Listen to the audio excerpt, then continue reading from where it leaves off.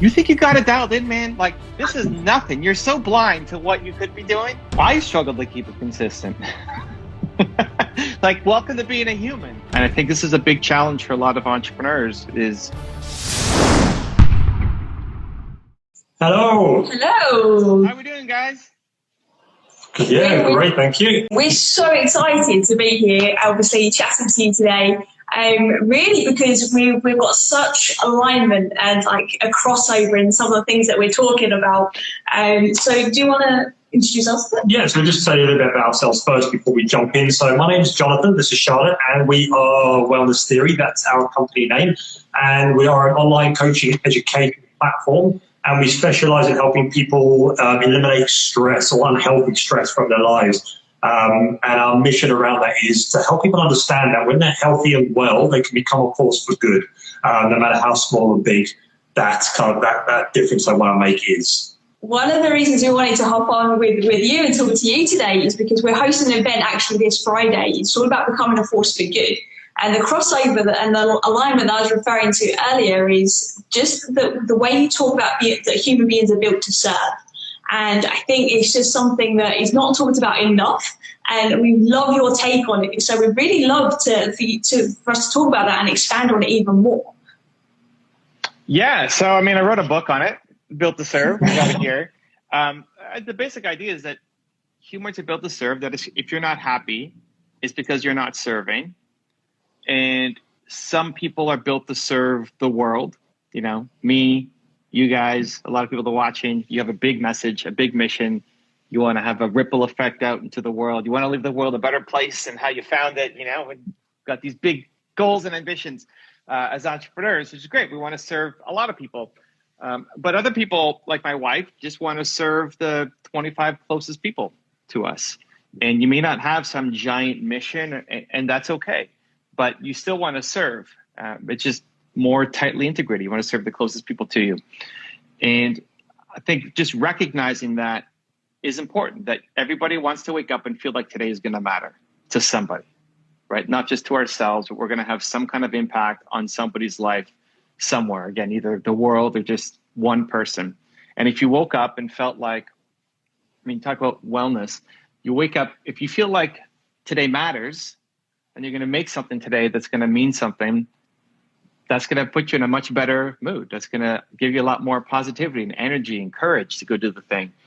And if you woke up and felt like today doesn't matter and nobody cares, and just it doesn't matter if you show up or not, if that is your pattern every day, that's the path down. That's the path to depression and suicide and anti-wellness. And so, yeah, I think it's just first understanding that you are built to serve, and if you're not happy, it's because you're not serving. And then we can dive into, if you want, like how to actually serve. But that's the foundation of the theory, at least. Love it, absolutely love it. It's something we talk about all the time, especially like you said. It's like having that purpose. It energizes us. If it really is actually purpose that we're looking to fulfill, and I especially love what you just said there about some people want to serve one person, their immediate family. Some people want to serve the community. Some people want to serve the world. And like you quite rightly said, it doesn't matter. It's all about actually just coming into true alignment as an individual, taking care of yourself so you can then take care of others. So curious to know, like, because obviously believe is your thing, right? That's your jam, that's your value, that's everything that you stand for essentially. Why is believe so important? And like, what's the connection with being built to serve? So I think lack of belief is the world's number one problem. You know, I think we could, whatever problem you think is the biggest problem, you know, cancer. I think the woman who solves cancer should have already figured it out, but she's a manager at an accounting firm hating her life because she never believed in herself enough to go become an entrepreneur and figure this stuff out. And so the old saying, whether you believe you can or you can't, you're right. I think it's really true. And I think this is a big challenge for a lot of entrepreneurs is we have these moments where we feel bold and powerful and courageous. And I'm sure people showing up to your event are going to get a nice hit of that. But then it's the consistency in following through, because when you're around all these amazing people, you feel so great, but then you fall back to your home environment and it's not so great. And all of the great ideas that you came up with you don't feel like you can do them anymore. And we find all these reasons why we can't win and why someone like us can't do that thing. And so we don't. And so I love events that take you to a new spot, a new place, a new level of belief. And then it's figuring out, okay, how do we stay consistent on that so that we actually do follow through? And that's where it could be mastermind groups or coaching or better friend circle. Even watching videos is why I do all of my YouTube content, to have people be surrounded by people who hopefully pull them forward. So what's the connection about the serve? If you got a big purpose and you know you're capable of doing more, but you don't believe that you can do more, that's a big problem. That's like having your foot on the gas and a brake at the same time. That's a big curse, is that you're sitting there knowing that you should be doing more and that you're capable of doing more, and yet you're too afraid to go off and do more. It's almost better not to know, that you have a big purpose. Ignorance is bliss, rather than knowing that you can do this great thing, but then feeling like you don't believe in yourself enough to chase it down. So that's why I think belief is so important. Is you can have all these great dreams, but if you don't believe that they're possible for you, not just for Jonathan or somebody else, they're possible for you, then you'll never chase them down. It's just so true. As we just said, obviously, about belief and that taking action, that follow through it's just so many people work on a superficial level. Like, they go to these events and they get that buzz, that high. And then when they go back to their normal life, that lack of belief comes back, and then they just kind of fit back into their day-to-day routine, that comfortable routine, no matter how painful or how much suffering there is there. It's comfortable for them because they know what it is. They're comfortable with it. They know it. They've lived with it for many months, many years. And that sense of change and going after their dreams and what they want is a scary thing sometimes for people. So it is that belief in themselves is very, very important. And that purpose to be able to go after those beliefs is vital, because without that purpose, no one's got that drive or ambition to actually want to do anything. So I guess my question to you is, what do you feel is the link between someone's purpose and the state of humanity at the moment? Well, I'm very optimistic for humanity. I think people are good. I think at the core, people are good. I think 99.9999% of us are good. So why is there so much negativity out there, and why are so many people hurting each other? Well, hurt people. So there's just a lot of pain, but people are good. And so I just start from the premise that somebody who's against you isn't necessarily a hater or toxic. They're just in a lot of pain. And even just seeing it like that shifts how you approach the situation. It allows you to bring it with a lot more empathy. Even if you think about yourselves and anybody, watching, listening, when you were hurt, when you were frustrated, when you were overwhelmed, when you were not in the best mindset, did you show up as your best self? Were you short with somebody? Maybe you were a hater on somebody, but it doesn't mean that you are a hater, period. And so I think it's about, one, whatever mission that you're on, if you understand that the intention is to serve, like my intention is to help, it requires you then to do something that is scary. Or if people come into your event, want to do something big, well, it's going to require you to step outside your comfort zone. You can't just stay doing the same thing that you're doing. So it requires more courage. Well, how do you get it? Well, part of it is understanding that you're trying to serve. Like knowing that if it's just for you and it's just trying to make money, that's going to be a problem. And making money is super important. It has to be in your top 5 list of priorities. It just can't be number 1. But if the intention is to serve and to help, that can often give you the courage to go off and do the thing, whatever that thing is. Now, I believe that your purpose comes from your pain. So whatever you struggled the most with in life as a human is the thing that you want to help other people through.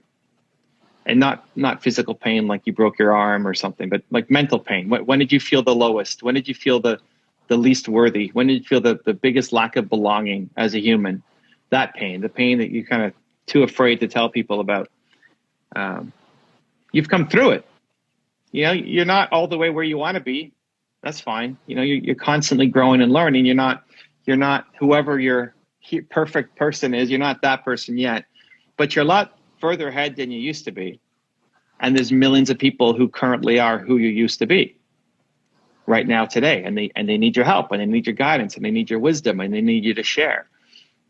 And so if you can hone into that, I mean, we are built to serve, and we know how good it feels to hold the door for somebody or buy a cup of coffee for the person behind you in line, and these acts of kindness, which feel great. But when you can see somebody who is who you used to be, and they have a conversation with you, or they engage with one of your posts on social media, or they DM you, and you see their eyes light up that, oh, wow, I don't have to stay stuck. Because I talked to you, I realize I have hope and I don't have to stay stuck. That's the greatest feeling of all time. So I wrote Built to Serve because that was one of the biggest questions I kept getting asked. Like, how do I find my purpose? How do I find my purpose? How do I find my purpose? It's not that hard, guys. It's not that hard. You don't have to sit on a mountain for 20 years. How to find your purpose? Your purpose comes from your pain. Whatever you struggle the most with in life is what you want to help other people through, because there's tons of people out there right now in the world who are struggling right now and they need your help. Beautiful. Love that answer so much. There's just so much truth that you speak, and it's just so authentic. I think everybody that's listening, including us, can resonate with it, right? Because I think I've never met anybody that hasn't experienced any pain in life, right? Whether that's physical, mental, emotional, and it's something that I think sometimes we don't pay enough attention to it. We spend so much time trying to get away from it and to escape it, rather than actually have that paradigm shift and take a look and see how that can actually serve us as well as other people too. So one of the things, Evan, in your book that you talk about a lot, and obviously I don't want to give it all away for those people that haven't read it. No, but give it away. It's great. There you go. So one of the core things you talk about in there is people living, well, first of all, recognizing and knowing what their one word is, their one core value. So can you share a little bit more about that, and then how that links to purpose and why it's so important? So I go through a process in Built to Serve. It's who I have. And so you start with the idea that you are built to serve. And if you're not happy, you're not serving. Great. Well, then it becomes, well, how do I serve and whom do I serve? So we're kind of skipping around, but the why is the purpose. So your purpose comes from your pain. But before getting to that, I go through the who, which is what's your single most important core value. I believe everybody's got a single most important core value. And when you figure that out, it allows you to live a life much more on purpose. It allows you to, if you're talking about wellness, well, wellness through what? Like, wellness can mean different things to different people. Your definition might be different than mine. We know the feeling of wellness. We know how we want to feel. What does a well life look like for us? But it's going to be slightly different. And so if you figure out your most important core value, it gives you that roadmap. And I go through different questions to help figure it out. But did you guys pick one? If you had to pick a most important core value, what would, absolutely, the same one? Well, no, we've done the exercise, and one core value is impact. And I think that just shone through with the message that we're talking about with wellness theory and everything.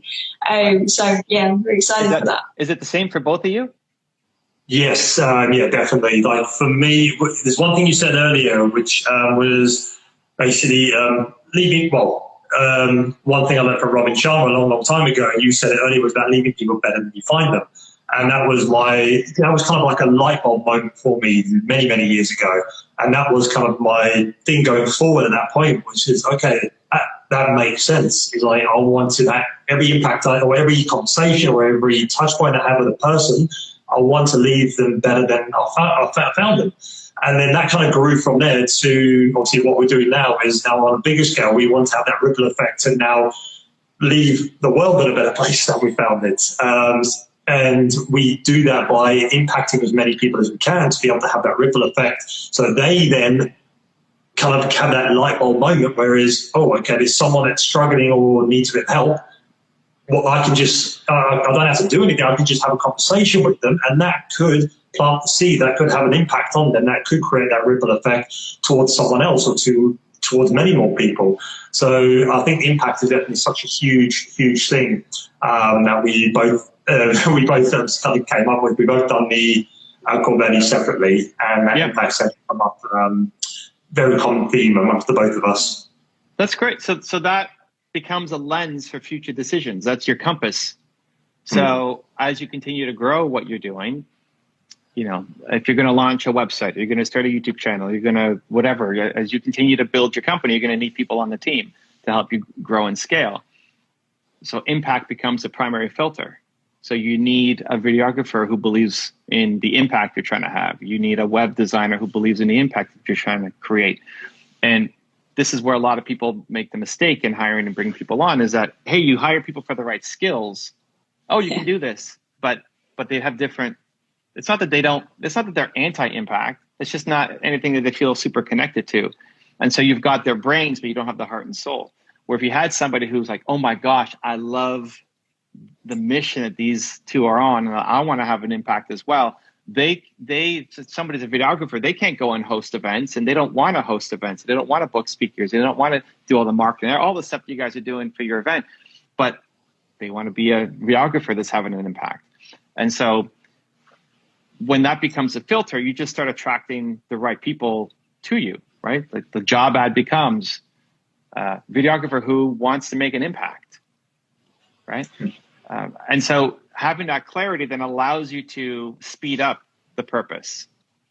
So mine is believe, and believe and impact are pretty close. So I want my job ad for my videographer was, I want a videographer who believes in entrepreneurs. And some people see that and say, that's the stupidest thing I've ever seen in my life. Great. Don't apply. It's probably not going to be a great fit together, like sending you lots of love. And other people will work harder to want to join that because, like, holy cow, finally something that really, really resonates with me. So when you can figure that out, those two things, impact will serve you for life. This isn't just a one word for this year. If anything, you're going to be 120 years old, because we're going to live longer as we get older, and you're still going to care about impact. It's still going to be impact. You're only going to be more about impact. You're going to be hosting your events, 3D hologramming into, stadiums and all sorts of crazy stuff by then.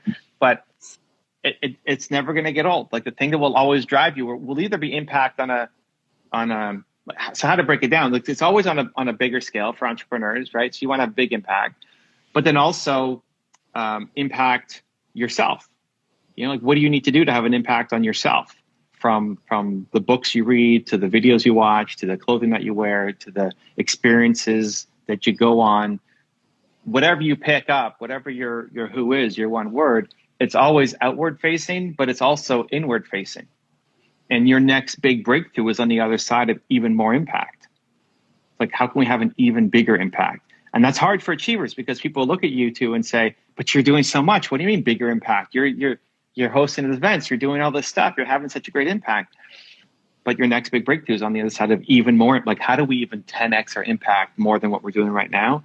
And having the courage to ask that question and then chase down whatever comes or whatever flows afterwards is a huge insight that I think unlocks everybody.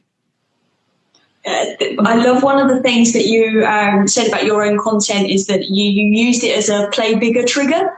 And I love that so much, because that really informs what you've just said there, is that about thinking bigger, playing bigger. What is that thing that gets you into that state that can create that picture? And I think since we've done that, both personally and professionally, that's when we have felt the true consequences of the impact. And like you said, that's a feeling that you just, we haven't found that we can top, so there's again so much truth in what you're saying. I'm curious to know, though, for anybody that is watching this that maybe is struggling to keep their core value as the key lens that they're looking through, what would you say to them? Because as much as it's inbuilt within us, sometimes stress, overwhelm, anxiety, depression, things like that can almost fog the lens. What would you say to somebody that might be struggling to keep that consistent?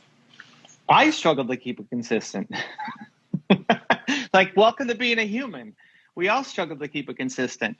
My biggest problem, my who is believe, and my biggest problem is I don't believe in myself enough to do the next thing.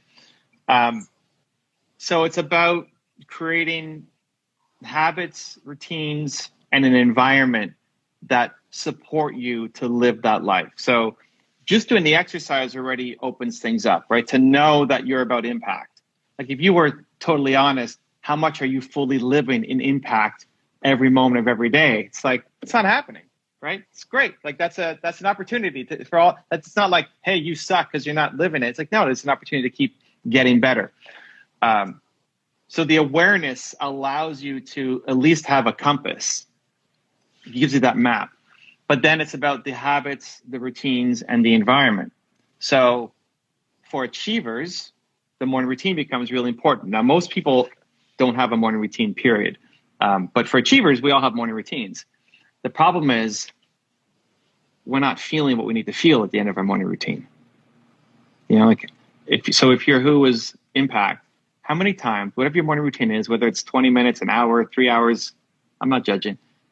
How much do you actually feel at the end of that morning routine that you're ready to go big, a kick-ass impact on the world? You know, not enough. And a lot of times what people do is achievers will check the box, right? Like, oh, okay, I meditated, I prayed, I whatever, like whatever's on you. I watched the video, I read the book, I exercised, check. Yes, morning routine done. But do you feel like you're ready to go make a big impact? If you're honest with yourself, it's like often, no, I still feel the same as when I woke up, or maybe like a slightly better. This is what achievers don't talk about, but it's the case.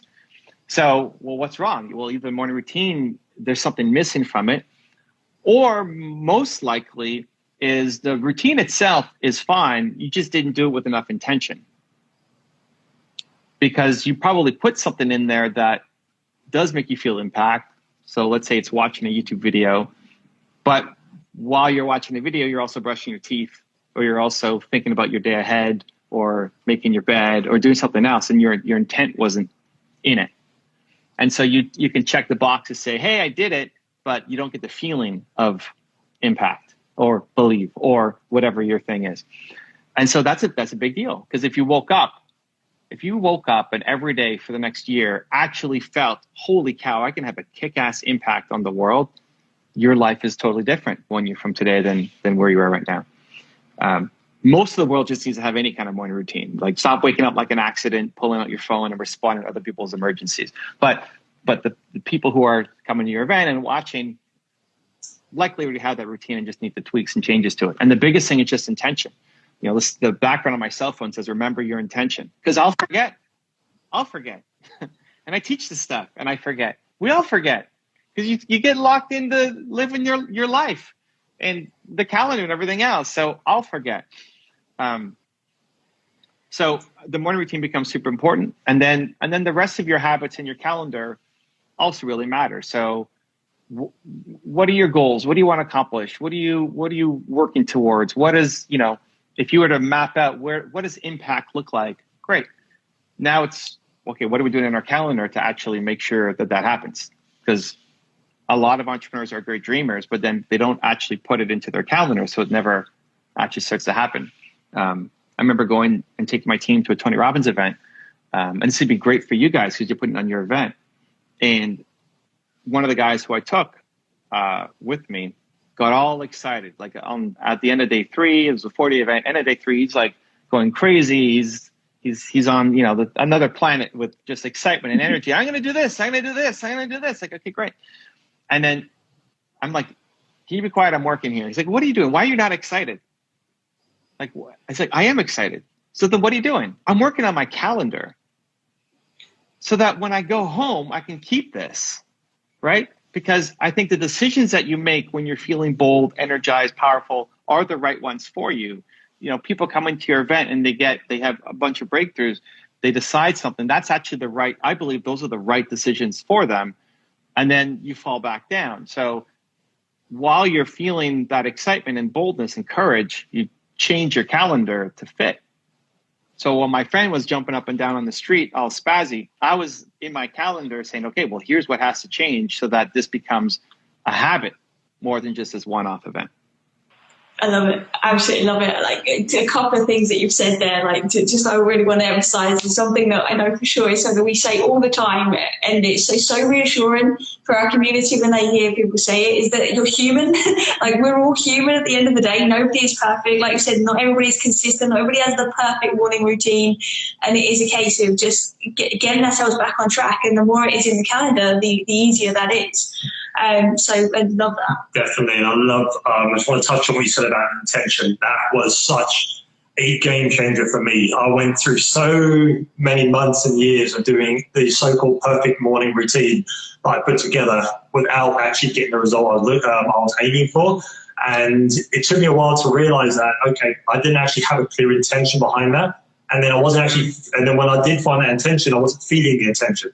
And that's when I started to realize I had to connect the both. I had to know my intention inside and out, and I had to feel my intention. I had to have that excitement, that high vibrating emotions connected to my intention. That's when things start to change. That's when I started to manifest the life I'm living now, is because my morning routine then started to give me the result, because I had that intention, I had the emotion, they connected together, and that's when the magic started to happen.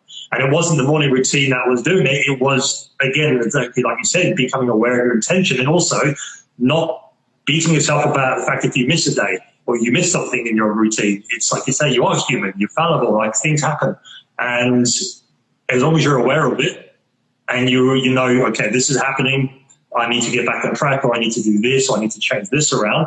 That's what it is. It's always your perfect routine one day might, in 3 months' time, might need to change and adapt to become even better for you.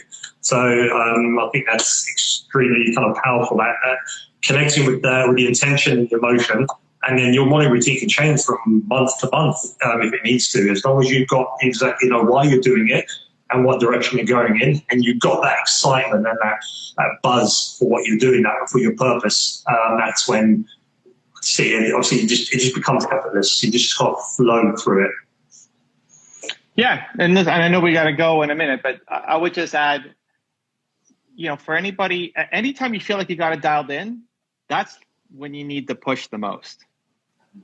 Like, look, imagine 2030 you coming back and looking at your routine. This is what I imagine. Like, anytime I catch myself like, oh, I got it all dialed in, and this is great. Like 2030, Evan comes to me and says, you think you got it dialed in, man? Like, this is nothing. You're so blind to what you could be doing that then it's okay. What does even more intention look like? How does my routine get even better than what it is right now? Because whenever, this is the achiever curse, like anytime you think you're doing great, nobody else is going to call you out on it and say that, hey, like what you're doing sucks. Like, but it does compared to where you could go. And I want to get to 2030, Evan, before 2030. So when you're feeling low and down and you missed a day and your calendar blew apart, or you have some kind of tragedy or COVID hits or like whatever, that's when you need to be more gentle on yourself. Say, hey, I'm going to bounce back tomorrow. I'm going to bounce back next week. I'm going to figure this out. I'm going to get through this. And as entrepreneurs, we're often not, pat ourselves on the back enough and not gentle enough on ourselves. But then the moments when you're feeling great, that's when you need the biggest push of all. Like when you think it's dialed in, it's like, it's nowhere close. It's nowhere close. That's what I would tell myself. Like, dude, it's nowhere close. Think you got dialed in? This is a baby calendar right now. There's nothing for what you could do. Let's go. Cool, guys. Well, thank you for the fun. It was great getting to know you, and best of luck with the event. And I love all the questions and hope it does really well. I'm excited for you guys. Thank you. Thanks for having us on, and thank you for doing what you do, inspiring the world. I love it. Take care, guys. We'll see you soon. If you want to see another awesome one-on-one I did with an entrepreneur just like you, check out the video right there next to me. I think you'll enjoy it. Continue to believe, and I'll see you there. Brendan Bouchard, the advice that he gave me was to do... I want to serve more than ever.